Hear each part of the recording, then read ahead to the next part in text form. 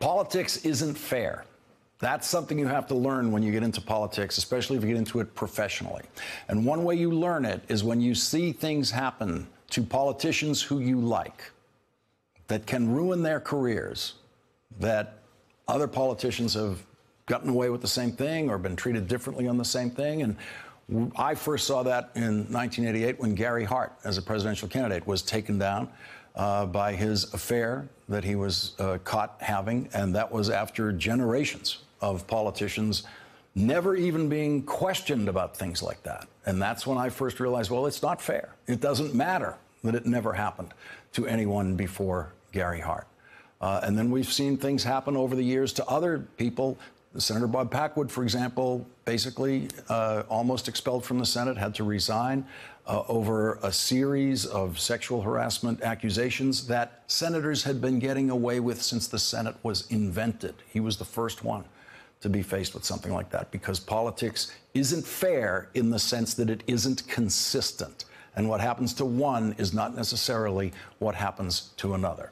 And today, we saw a movement unlike anything we've ever seen in the United States Senate. 35 Democratic senators called for the immediate resignation of a senator from their own party who now stands accused of inappropriate behavior by 8 women, some of them anonymous. The last woman to accuse Senator Al Franken did so in an article published this afternoon by The Atlantic. Tina Dupuis described the moment she met Al Franken at an inauguration party in 2009. Quote, "I asked to get a picture with him. We posed for the shot. He immediately put his hand on my waist, grabbing a handful of flesh. I froze. Then he squeezed, at least twice. I'd been married for 2 years at the time. I don't let my husband touch me like that in public because I believe it diminishes me as a professional woman." Al Franken's familiarity was inappropriate and unwanted. It was also quick. He knew exactly what he was doing. A story like that, coming out any year before this year, would not have caused much of a problem for a United States senator, even a series of stories like that. But a Quinnipiac poll released today shows what has changed about this, for Democrats at least. The poll asked if a politician is facing multiple sexual harassment accusations, should they resign? 51% of Republicans said yes. 77% of Democrats said yes. The poll also asked how the political parties were responding to the sexual harassment issue. Only 45% of Democrats approved of their own party's handling of this issue. Of the 35 Democratic senators who called on Al Franken to resign today, at least 9 of them defended Bill Clinton in the 1990s, even when it was proven that he had sex with a White House intern and committed perjury. The Democratic Party line of defense of Bill Clinton on cable news shows in those days was very simply, everyone lies about sex. That was their line. There was nothing consistent about the reaction Democrats in the Senate had to accusations about Clarence Thomas, which most Democrats found credible, and accusations against Republican Senator Bob Packwood, which both Democrats and Republicans found credible, and then accusations against Bill Clinton. And it may be that the Democrats have finally found a consistent approach to such accusations, and that approach is now zero tolerance. Republican Senator Bob Packwood decided to resign from the Senate in 1995 only after a 3-year-long Senate Ethics Committee investigation recommended that he be expelled on sexual harassment charges. That's what it took for Bob Packwood to resign.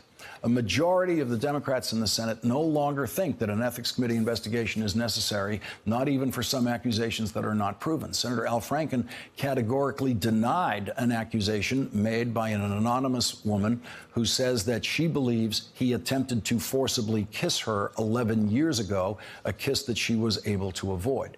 Democrats are no longer in the business of minimizing such accusations or criticizing the accusers, as many Democrats did in the 1990s for Bill Clinton. During Bill Clinton's first presidential campaign, one woman staff member was famously in charge of handling what the Clinton campaign proudly called bimbo eruptions, by which they mean the kind of accusations now leveled against Al Franken and much worse accusations than that were leveled against Bill Clinton. And so the Democrats are finally moving to an even higher moral ground in this area. It has taken a long time. It has been a multi-decade bumpy ride of inconsistent reactions, and they may now have finally found the place where they are going to stand. But it is a one-party movement. The Republican Party is officially doing everything it can tonight to elect an accused child molester as the next United States Senator from Alabama.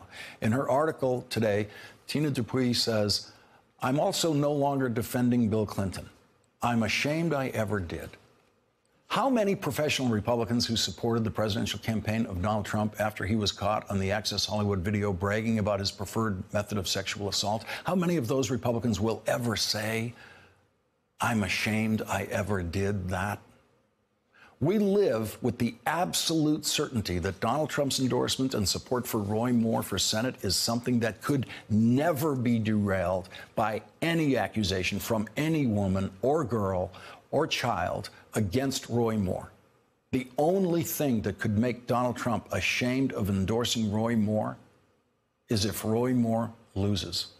Hey there, I'm Chris Hayes from MSNBC. Thanks for watching MSNBC on YouTube. If you want to keep up to date with the videos we're putting out, you can click subscribe just below me or click over on this list to see lots of other great videos.